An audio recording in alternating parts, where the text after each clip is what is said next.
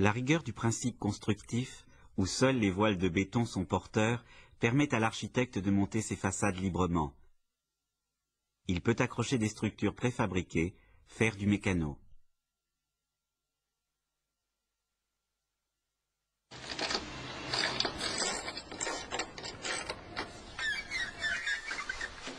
Sur les façades nord, côté coursive, le mécano est fort économique. Ce sont des cadres de bois remplis de laine de verre et recouverts de bardages d'aluminium.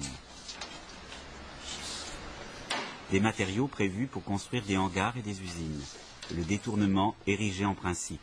Nemosus 1, c'est du logement social en kit industriel.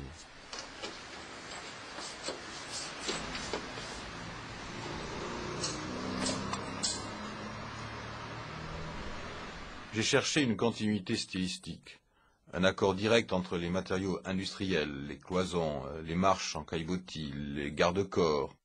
Cette esthétique industrielle résulte des conditions actuelles de production du logement social.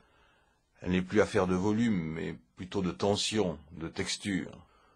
Au lieu de s'interroger sur les rapports des pleins, des vides, et sur les jeux de volume sous la lumière, sur les couleurs de la pierre, du marbre, on s'intéresse aux reflets, on s'intéresse au contre-jour, on s'intéresse aux couleurs, à la vue de nuit, à tout ce qui est de l'ordre de la nuance, de la relation de la lumière au temps, et même à l'heure.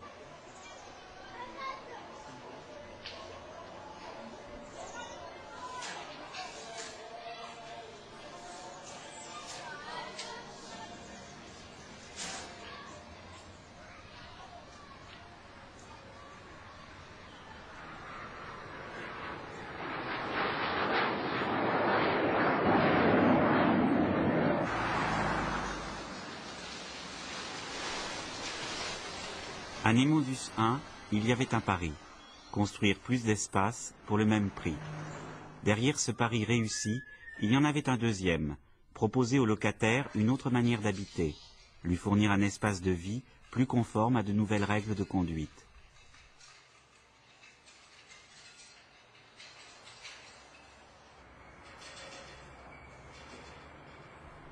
Dans les intérieurs, l'architecte ne s'est pas contenté de son répertoire de fournitures industrielles, comme l'escalier métallique ou le caillebotis en tôle.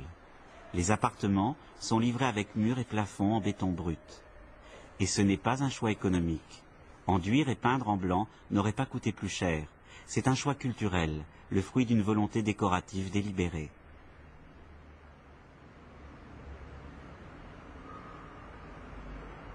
Les appartements ont un air d'inachevé, et pourtant ils sont finis. Pour que cela soit bien clair, l'architecte a souligné les défauts du béton et les traces du chantier, jusqu'au trait du maçon qui a été redessiné dans tous les logements.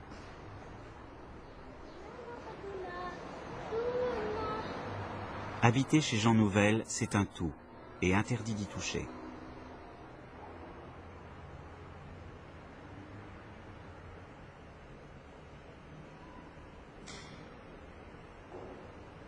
Malgré les difficultés qu'il y a à s'attaquer à du béton dans de si grands volumes, les locataires y sont allés, armés de moquettes, de papier peint, de lambris et de revêtements adhésifs.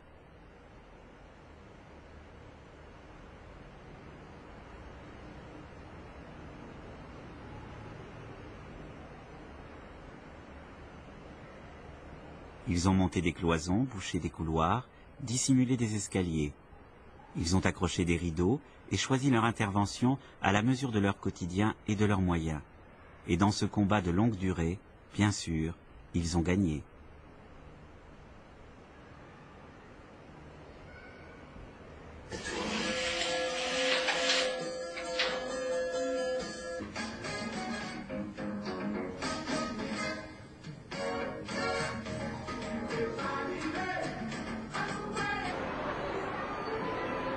Mais il y a dans l'utopie de Nemosus 1 des réalités plus contraignantes que les rideaux fleuris et des contradictions plus lourdes de conséquences. L'architecte a pu construire des logements de 30 à 50% plus grands pour le même prix. Mais les locataires, dont les loyers sont calculés au nombre de mètres carrés, payent 30 à 50% plus cher que dans une HLM traditionnelle. Plus grand, plus cher, plus difficile à louer. Rattrapé par le poids des contraintes sociales, Nemosus 1 reste aujourd'hui un prototype impossible.